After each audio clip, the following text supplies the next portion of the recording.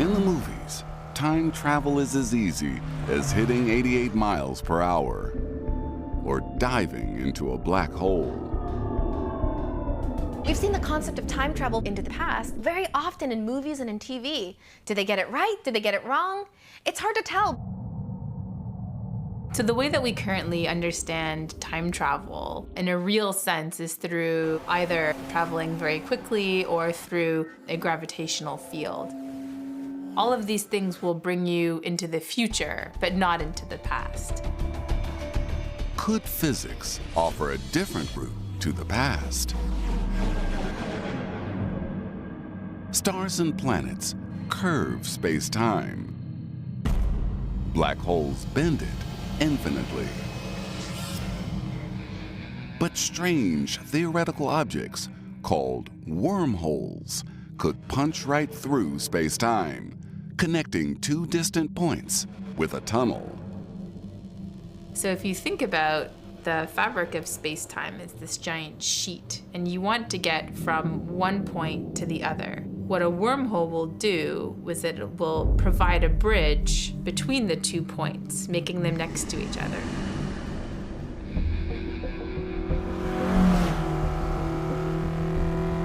Travelers would enter one end of a wormhole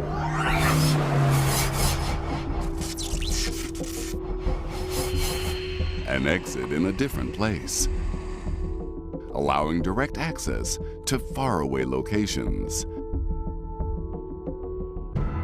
And since wormholes connect points in space and time, they could unlock real-life time travel. There are some solutions to general relativity that allow for a concept of wormholes, where if you entered it and could somehow survive traveling through it, you would exit the wormhole at a time before you actually entered it, right? So this would quite literally be time travel. Travelers would need to ensure the wormhole's entry point is anchored in the present, while the exit is locked in the past.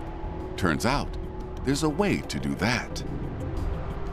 You take two ends of a single wormhole, a tunnel through space-time between them. Now, you take one of those and you speed it up to near the speed of light. It will freeze in time, by time dilation. On the other hand, this end of the wormhole will continue to travel through time. Let's say in the far future, you want to travel back to the point where those wormholes are created.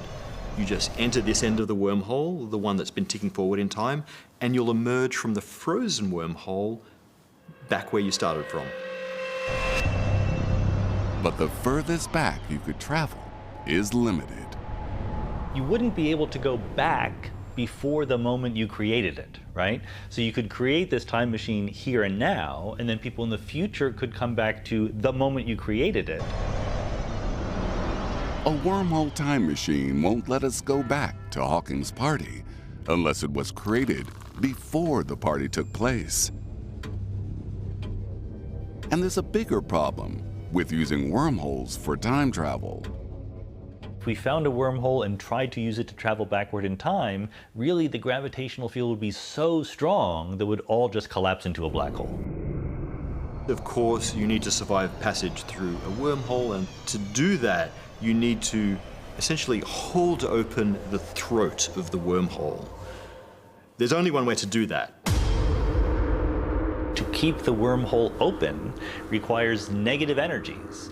That sounds bad, and it should sound bad. We don't know whether you can make these kinds of negative energies. People talk about exotic forms of energy that could push apart these wormholes, but we don't know of anything of that sort.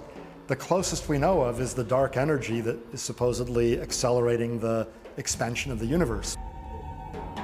Dark energy pushes the universe apart, but isn't exotic enough to hold open a wormhole. It doesn't have negative energy.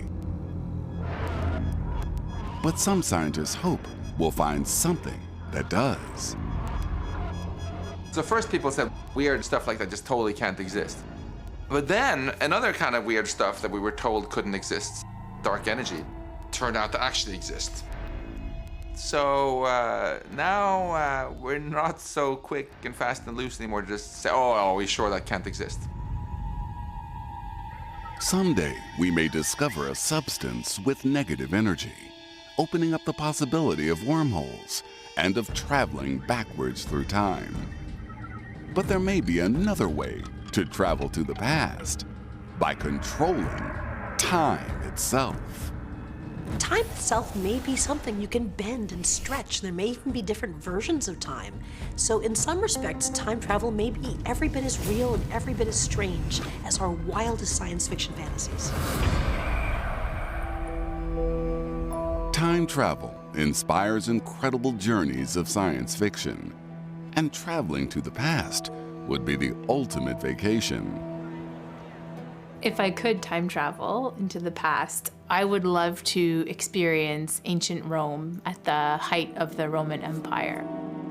I would travel 13 billion years in the past, and I would watch our galaxy form. Well, I can tell you, if I were a time traveler, I would love to show up for Stephen Hawking's party. But is this actually possible? Could we ever travel back into the past? If we could travel back in time, the possibilities would be endless. But backwards time travel also causes mystifying temporal paradoxes. Even in science fiction, time travel is all about paradoxes. Is it possible that you can influence your own past? And the most simple way of putting this is the grandfather paradox. Imagine you could go backwards in time and kill your grandfather. In that case, how could your parents have been born? How could you have ever been born? But if you were never born, then you didn't exist, how did you kill your grandfather? You just run in circles. It doesn't make any sense. It's logically impossible. It seems like the laws of the universe will not allow you to travel back in time. But maybe there's a loophole. There could be a way to travel back in time without creating a paradox, thanks to the way that space and time are linked. Once you believe in four-dimensional space-time, you begin to conceptualize reality as the whole four-dimensional thing, which you then call the block universe. It's like a four-dimensional block of stuff. The different slices are different moments of time.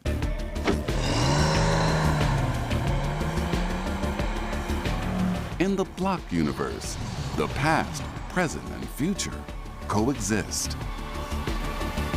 If you could step outside of this entire framework and see this block universe, you would see the entire history of the universe from time zero to time infinity sitting in front of you. From dinosaurs roaming the Earth 150 million years ago, to humans colonizing the solar system hundreds of years in the future, and Hawking's party for time travelers in 2009. In the block universe, all of history exists simultaneously. Astrophysicist Paul Sutter explains. You can think of the block universe as a film reel, where the past and future already exist. They're just frames on the same film. All the frames already exist. They're just right there, but we experience them in a particular order and in a particular direction based on, a particular turn of the handle. Just like a handle turning a film reel, time flows from past to future. But since every moment in time exists as a frame somewhere on this reel, then surely we can visit them. If the idea of the block universe is really true, that makes time travel more understandable and more possible. We just need to find a way to get to different parts of this reel. To do that, we need to find a way to travel through time.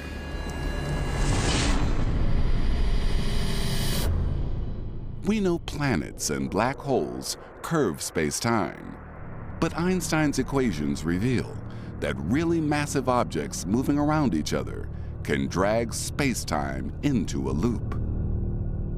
The regions of our universe most likely to harbor the greatest possibility for something crazy like time travel is in the most extreme regions of space-time curvature. You could imagine a very complicated situation where you had enough mass and it was moving in such a way that you could twist space up on itself. Theoretical objects called naked singularities could do just that. Like the hearts of two black holes, but stretched out infinitely. Two naked singularities moving close to each other could create a looped path through spacetime, called a closed time-like curve. A closed time-like curve is a very special kind of path through spacetime where you have some starting point and you start moving through spacetime just like you'd advance in frames in this piece of film. And it just so happens in a closed time-like curve that your ending frame is exactly the same as your beginning frame. So as you move through space, you start moving into your future, but you also move into your own past, and you end up at exactly the same point where you started, both in space and in time, and you've closed the loop. With closed time-like curves, you may be able to visit your own past by looping spacetime. But time traveling in the block universe has a big drawback. You can never alter the past. If this block universe idea is correct, this movie reel universe that all of time exists all at once, that solves the grandfather paradox. You can't go back in time to kill your grandfather because you haven't. You never will. You never will have done it. You can't do it because it didn't happen.